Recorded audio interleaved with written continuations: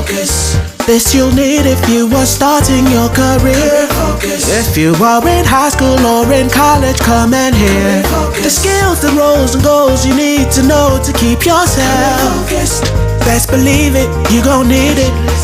Career focus. Career focus. Hello everyone, and welcome to a new exciting episode of Career Focus, part of Influential Future. Today as my guest I have a very good friend and senior qualitative analyst Yordan Angelov. Today we'll be talking with him about his career journey so far, how he got involved in software development, what skills you need to be successful in that field. And also we'll be talking about how technology is evolving currently. There's a lot of interesting topics happening in the world today. And finally, we'll also be discussing his ideas about the future. Hi, Yordan. How are you? Thank you again for taking the time to the interview. Thank you. And thank you for having me. It's a pleasure. So let's begin. So can you tell us a little bit about yourself? Sure. Where do you want me to start from? You can just give us a brief overview about what you've done so far and what you're doing right now. Okay. Well, sure. As you said, my name is Yordan. I was born in Bulgaria, came over to the UK when I was 18, studied retail management in Bournemouth University for 4 years. During that time, I did a 1-year industrial placement where I worked as an accountant. And straight after uni, I joined this graduate tech program in 1010, which was focused on software testing, which is what I'm currently doing. That was, I joined 1010, I would say about almost 5.5 years ago, actually. Ever since then, I've worked in 1010, I've worked for Capgemini, worked for this consultancy called Amido, and currently I'm in IQVIA, which is a health focused tech company. So they support other pharmaceutical companies. They provide some research solutions and so on. I don't think they do any health stuff or any health research on their own. They're more of just a support kind of business. But that's my professional life. And in my personal life, I have been developing this YouTube channel over the last 2 years, which is called the Newbie Investor. And that's about, basically I talk about stocks, I do some stock analysis, I talk a bit about crypto and stuff like that. Basically anything to do with stocks and finance, really. And to be honest, I'm still kind of trying to find my audience. But No, that's very, very interesting.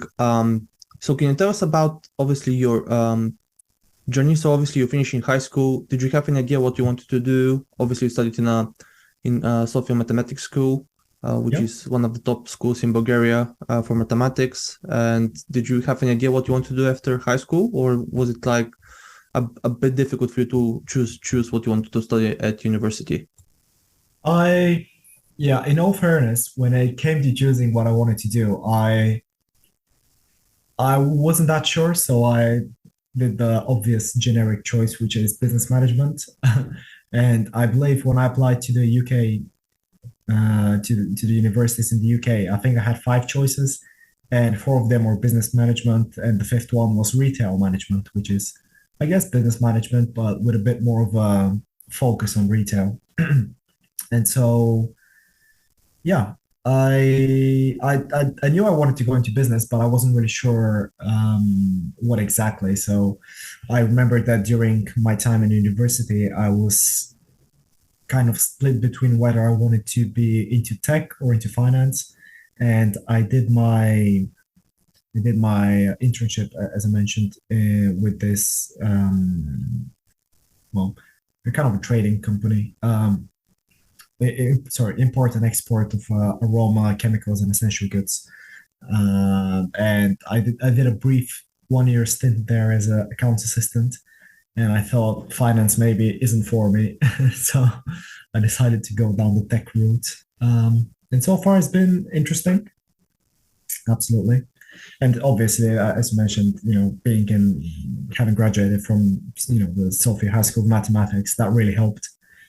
Because even though I didn't really have any sort of tech background in terms of university education, I think I picked up things quite fast as a software tester. And yeah, I've been building my skill set ever since. So yeah, that's very interesting. So can you tell us a little bit about what it means to test software, what tools or processes you have to follow on a day-to-day basis, and why is it important basically to our audience? I know, and obviously then we can go from there. Sure. Yeah, well, software testing really it's about there's a lot of formal definitions and things like that, but essentially it's about making sure that you deliver you make sure that the software product you deliver that the software product that you're working on delivers as much value as possible to users. So it can encompass everything from just testing the UI if it's, for example, a web service, testing the APIs, the endpoints, and basically. So in testing, you have two kind of main fields. One is the functional testing. The other one is non-functional testing. Functional testing would be essentially making sure that the app or service or API or just the product in general does what it's meant to do. So, for example, if we take Facebook or something, a very good example of a functional test would be if I go on Facebook, can I log in? When I log in, can I do a post? Can I upload photos? Can I share things with my friends? So that would be kind of the functional side. And the non-functional side would be testing things like performance. So, for example, how many people can the product support at the same time? And again, if we look at the Facebook example, obviously Facebook has something about, I think it was about 3 billion total users. So obviously it needs to support a lot of people online on the website simultaneously. So that will be a very important thing to look at.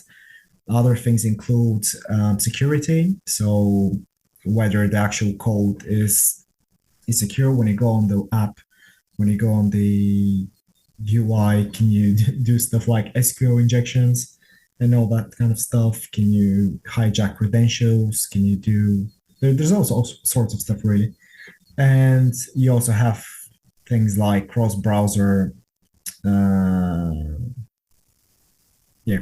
testing, which is essentially, does the app perform the same way on Chrome as it performs on Firefox, on Internet Explorer, Microsoft Edge, and so on.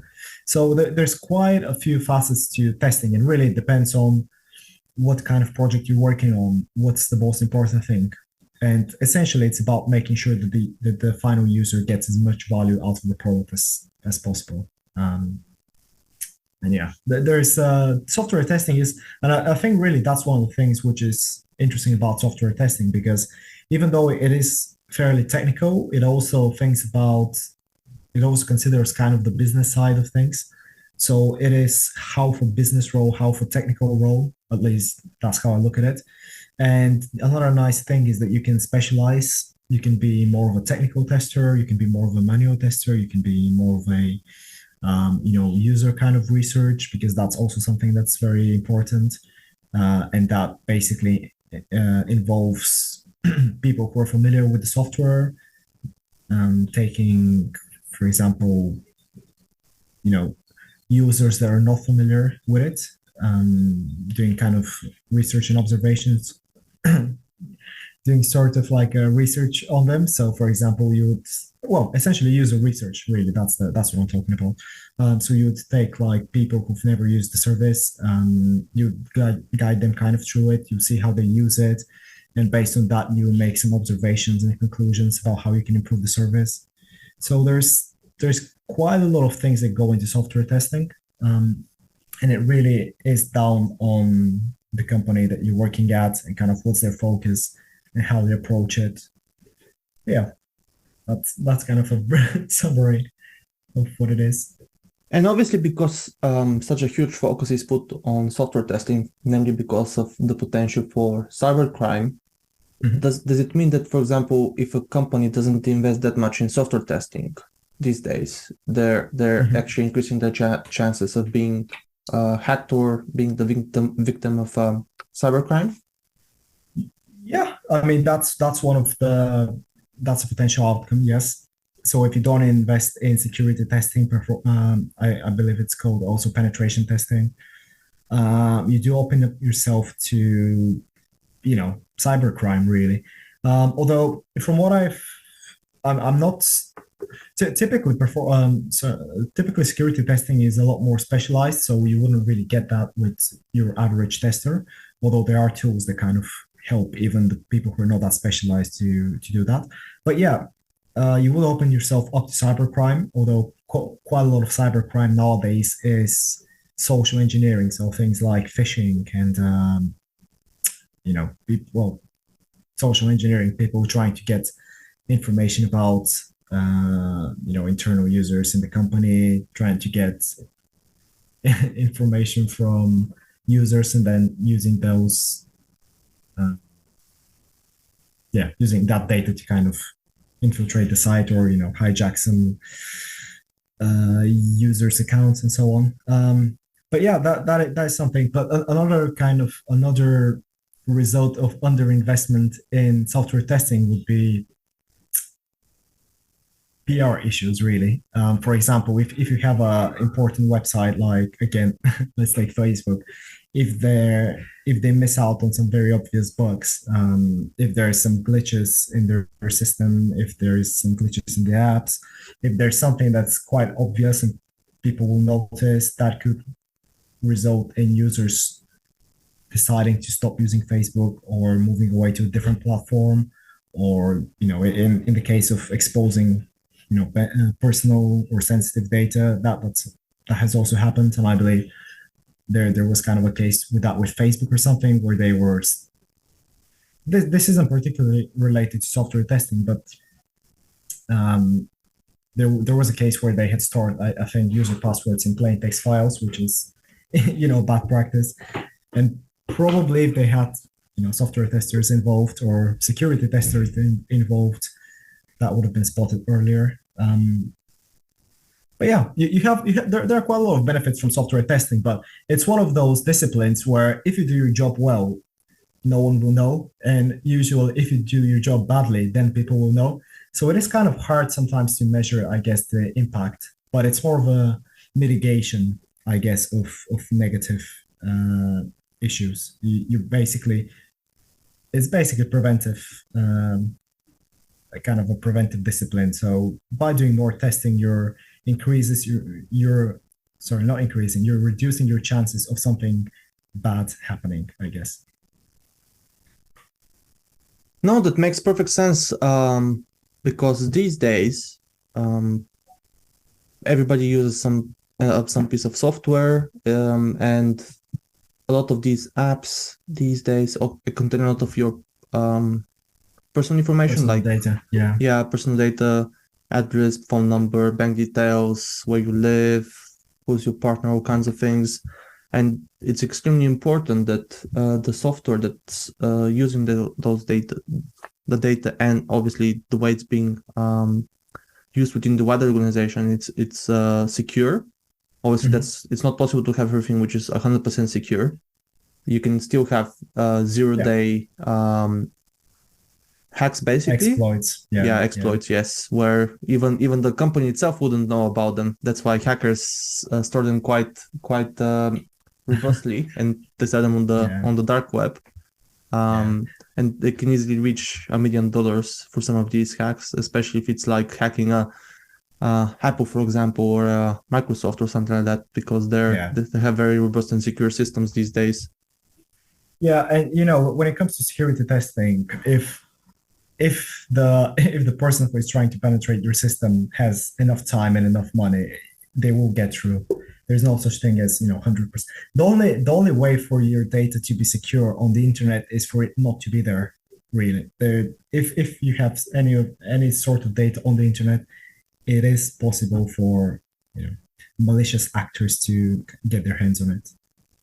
Yeah, exactly. We've seen it, what happened in the US over the last few years, where, I would say a number of years, where all kinds of different hacks happened, from federal organizations to corporates, where personal information for millions of people got stolen, plans for new designs got stolen as well, and it can happen to anyone. And obviously, the most recent one that's been happening over the last few years is where hackers actually attack local governments, and they basically close their systems and demand payments in cryptocurrencies, lest they actually they start destroying the data or releasing it to the wider world. Yeah. I mean, we've seen that quite a lot recently, and we've seen that actually with Bulgarian government, I believe, a few years ago. They had leaked pretty much every adult's social security data, which was, kind of mind-boggling. Knowing that every single adult that has worked in this country has had their data leaked. That's kind of terrifying.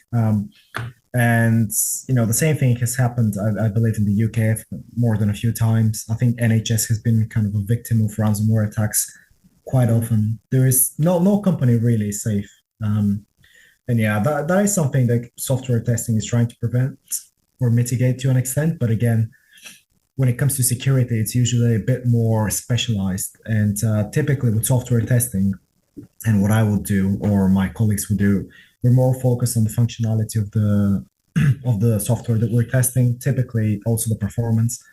Security is always a consideration, of course, but there are limitations there on what your average software tester can do, just because security testing tends to be a very, very specialized field.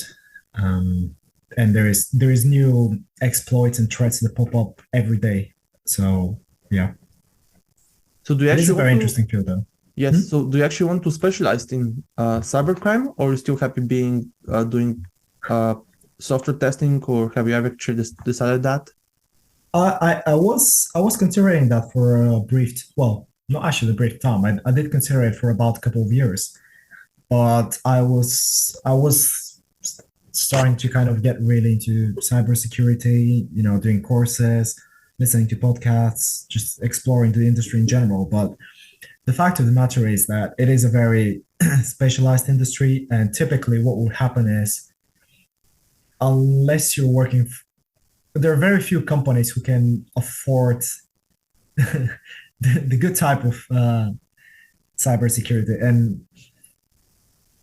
But basically what I'm trying to say is that most of the time, positions within cybersecurity tend to be very boring and they tend to be very bureaucratic, which is not something that I'm interested in. I'm personally more interested in something like ethical hacking, or the kind of the actual active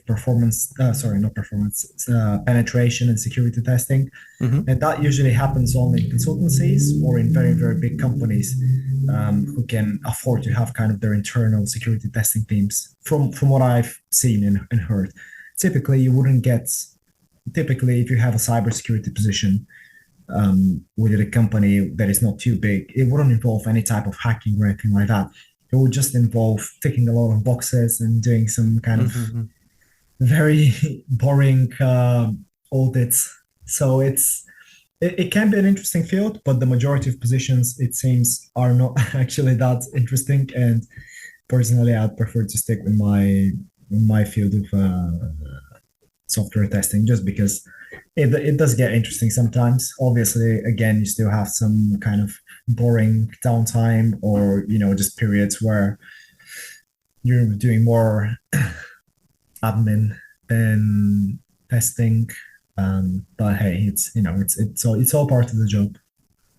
No, that makes a lot of sense. I mean, if you think your current role is a bit more interesting, there's no point pursuing another one. So actually, I was going to ask you about that. So obviously, the talk of the web the last few weeks has been OpenChatGPT. Oh yeah. So how do you see this type of tool being used not only in your workplace but also in the wider world? Do you think it's actually become useful, like for, let's say, school assignments or college assignments, or do you think it's actually gonna exacerbate some issues around teaching as well? Because let's say for teaching, it will be very hard now for teachers to discern what's being plagiarized or not, because everybody can go to this platform. There's also a few other ones where people can ask a question or write me an essay, and the software will write you an essay immediately. You don't even have to do any sort of research. Problem with that is the information in the essay might be completely wrong, because it does not have a process where it can verify it yet. So ChatGPT, that's a very interesting topic right now. Obviously, very hot topic.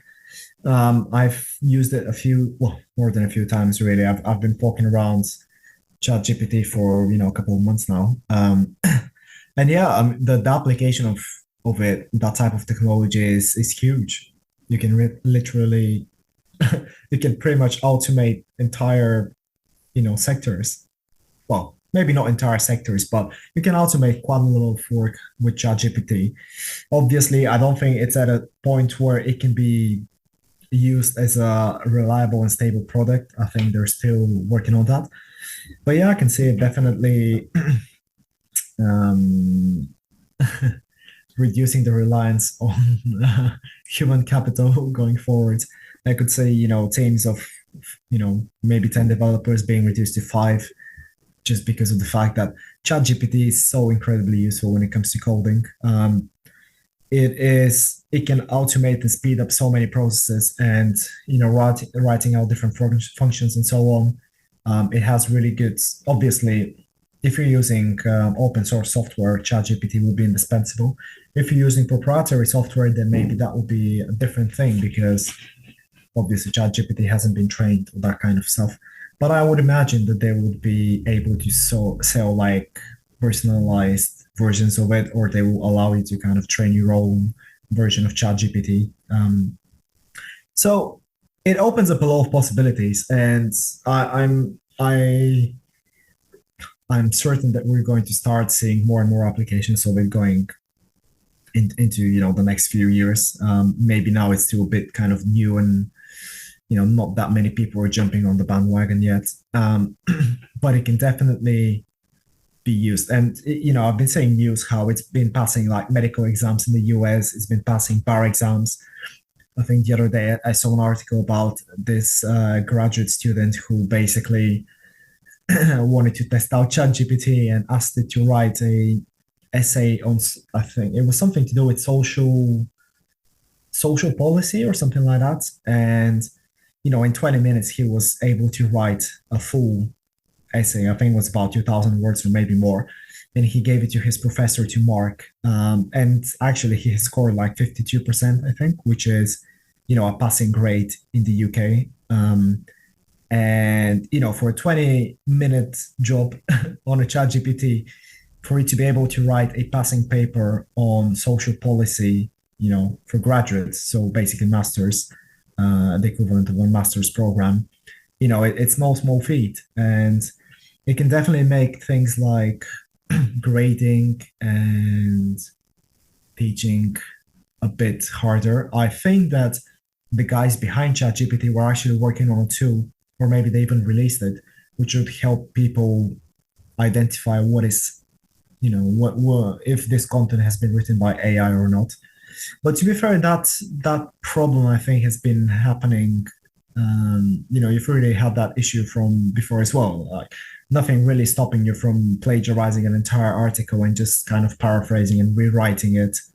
You still be essentially plagiarizing it because you haven't done any research. You've just stolen the article essentially. But when you paraphrase it, it makes it so much harder for people to actually detect that that you've essentially stolen the content. So it's gonna be interesting to see how this develops over the next few years. I'm sure, especially the newer generation in high schools and so on, are gonna start using it more. Obviously, the good thing here is that probably countries that are not English speaking won't be affected as much. I think countries in the countries like the US, the UK, Canada, that kind of countries where the main speaking language is English, they're probably more affected by this. But say, in Bulgaria, I don't see how it will affect, teaching and universities that much, because I guess you can still use it to write papers and so on, but you have to translate it and so on. And obviously, the Google Translation for some languages isn't ideal. But yeah, it's I think it definitely opens up quite a lot of venues for exploitation. It'll be interesting. And in fact, actually, the other week I was talking to a friend of mine who works in cybersecurity, and he did mention that apparently some hacking teams and organizations have started using ChatGPT to write malware, which is kind of crazy. But it just kind of shows you the applications of ChatGPT. It can literally do anything. And it is kind of freaky, really, and a bit concerning. But yeah, it we'll can be see how used that for both goes. bad things. It can be used for good things. I've heard that a lot of programmers have started using it instead of Stack Overflow because it's a bit more efficient. It immediately Yeah. gives you a suggestion how to fix the issue, while Stack Overflow, you have to basically write it in a way and you hope for the search engine to give a specific issue that somebody else has experienced. So it's that some people find that not very efficient. Whilst here, you just type your code, it gives suggestions how to improve it, and then you can try several different versions, and then finally you might come to a solution, Yeah, I've tried using it myself a few times, and I actually use it as well for some kind of work problems. It was very helpful in kind of guiding me, but the solutions that it provided me weren't immediately workable. They had to be tuned and so on. So it's not perfect yet, but give it a year or even half a year, and it's gonna get a lot more evolved. And I believe there's still, I think Microsoft are meant to integrate it with Bing in the coming weeks, and that's going to be actually the next generation of ChatGPT, because I think the model that's being used in ChatGPT is version 3. I don't know if it's ChatGPT 3 or whatever, or even 3.5, some people say, but the one that will be used in Bing will be the next generation. So it will be 4, and that will be interesting. And obviously Google recently, they revealed their own AI Bard, which obviously it was, it didn't have the smooth demo that they were probably hoping for, but I guess the demo curse affects not only people, it affects AI as well. Exactly. Yeah. So now we come to the interesting part of the podcast. So can you tell us a little bit about your hobbies, what you like to do in your spare time, and if you can recommend any books for listeners to read? Sure. Yeah. In terms of hobbies, I would say that in the last few months, what I've been doing is, I've been working on my channel. As I said, it's very time consuming, and I'm trying to grow it, which means that it's even more time consuming, because you need to be quite active. You need to kind of promote stuff, engage with people and so on, just to drive it and, make it more visible to people. But outside of that, I do Brazilian Jiu-Jitsu, although I haven't actually been able to do it in the last 2 months because I had kind of a bad case of the flu and I'm still recovering from it. It's taking up a bit of salt as well towards the end of last year, and that was quite fun. But again, I'm kind of trying to, I'm more before I go back into it, but it is very fun. I do like reading, watching movies. Recently, I've been watching a lot of Clint Eastwood movies, which for some reason I had a very different perspective and idea of what Clint Eastwood movies were. I thought they were a lot more shallow, but recently I've been going through a few of them, and they've been very, very impactful, very interesting, very movies that you don't really see these days. You kind of see a lot more, movies with a lot less meaning to it. And the special effects like Marvel movies, basically. Yeah. I mean, and it doesn't mean that, a movie with good special effects doesn't mean that it doesn't have a deep script or, good character development and all that. But it's just interesting to see how they did cinema back in the day because looking at the good, the bad, and the ugly, for example, that's from 1966, almost 60 years old, and it still is a very impactful movie, and the music is amazing. The acting is very good. It just kind of transports you back to a different era. But yeah, in terms of books to read, I recently have been reading two books. One is called Factfulness, which is very interesting, and it's more or less a statistics-based book. But the statistics is about human progress over the last 50, 100 years, and how we're actually how human civilization as a whole, as in the entire world, is a lot more developed than people actually recognize. It looks at quite a lot of statistics about emerging markets, Africa, Latin America, Asia, and dispels quite a lot of myths that people have, and kind of a lot of false ideas about how behind countries in Africa and Asia and Latin America are, because they're actually very advanced. And it is quite eye-opening to see just how advanced they are, because it is crazy. It is crazy. And it feels like, no, I mean, it's not really touched upon in this book, but, or at least to the extent that I can remember, but it just shows you how much more, potential there is for, progress, and just how good things are right now. And it is very easy to focus on the negative, and obviously the media is not known for covering positive stories. So reading books like Factfulness can really put things in perspective.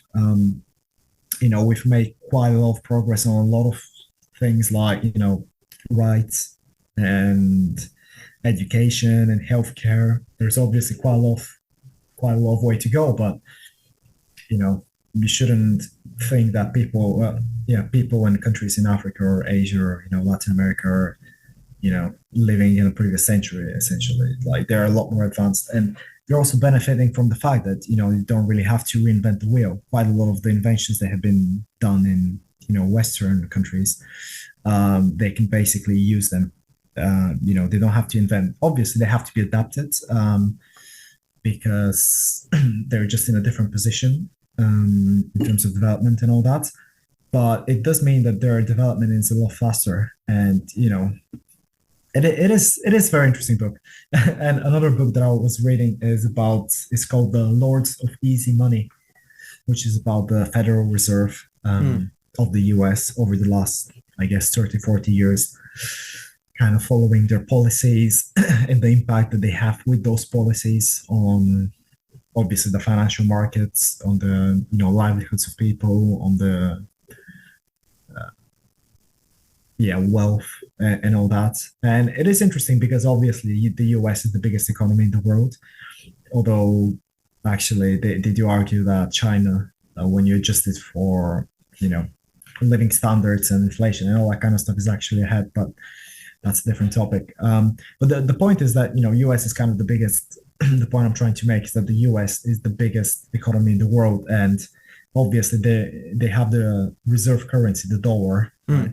So the Federal Reserve directly influences the dollar, like its value, directly influences inflation and all these kind of dynamics, monetary dynamics, economic dynamics, and so on. So their actions are very important, and a lot of people don't realize that. And the effect that they have on your life and on my life and on the lives of people around us is a lot bigger than a lot of people realize. So it is a very interesting book. It is a bit technical, although it is written by a journalist.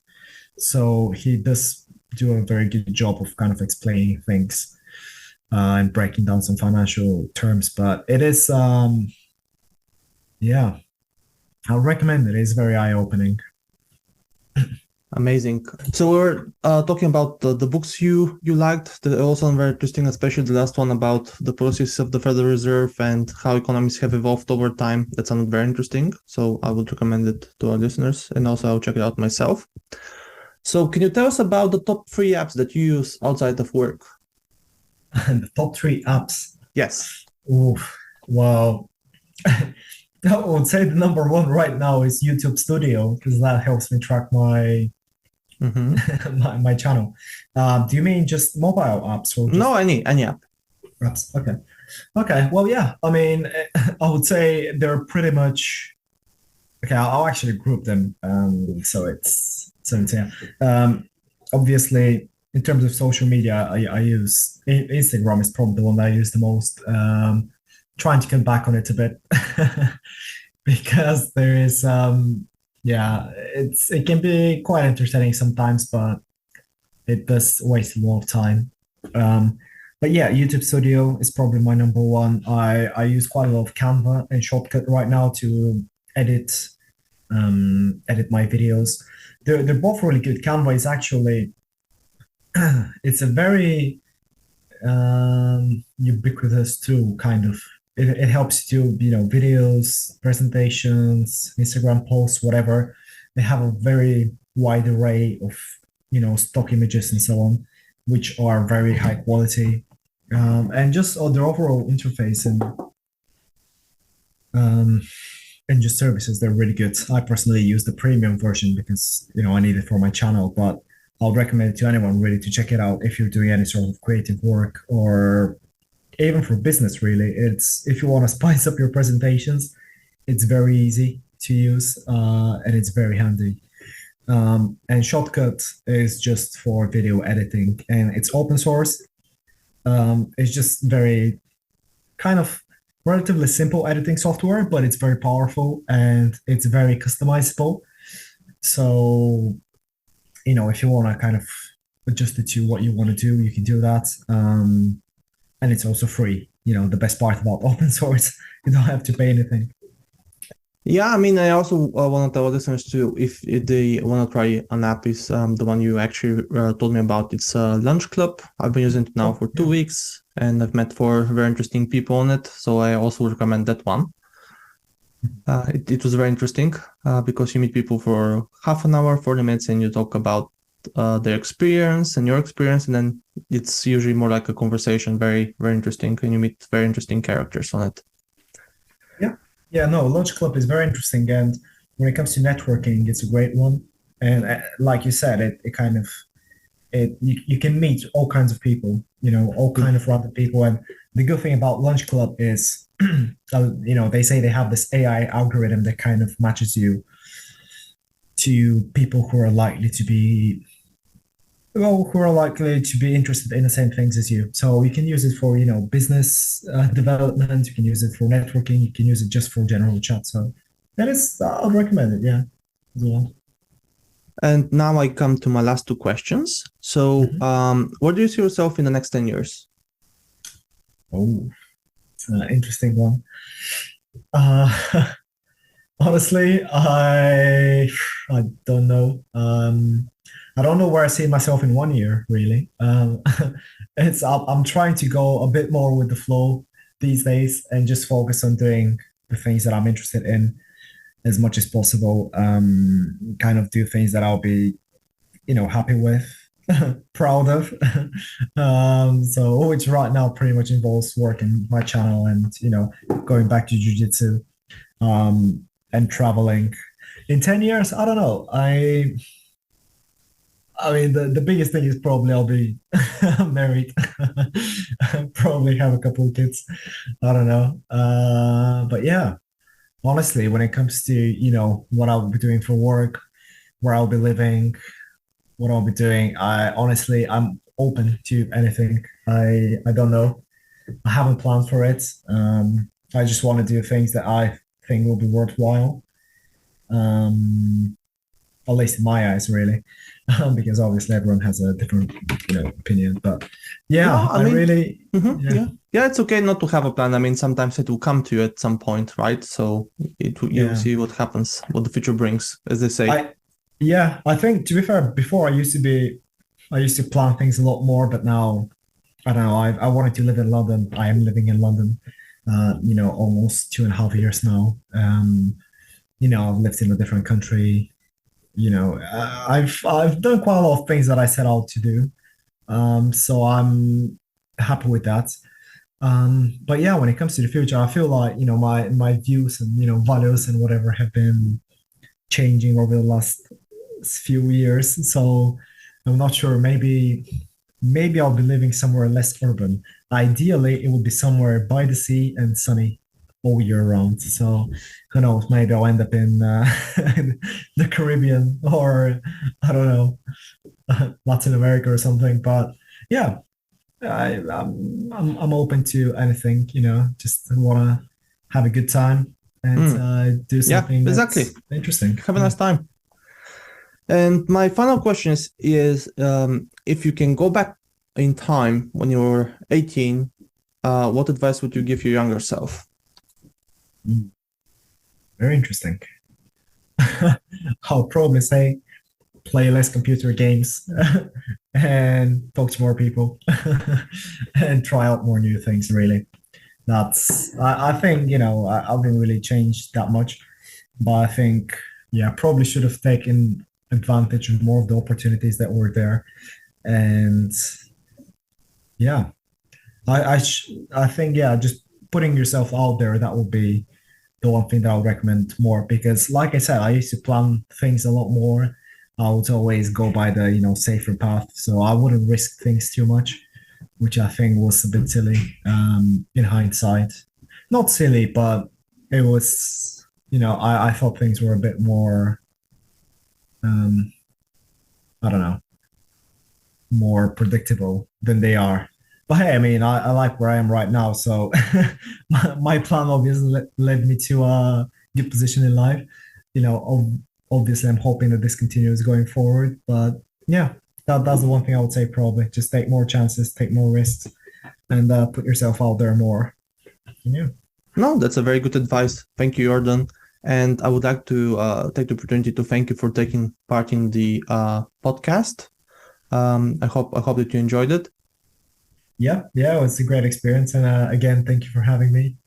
No, thank you for taking the time. And I would like also to thank our listeners for listening to one of our episodes. And we'll catch you on our next podcasting episode. Thank you very much.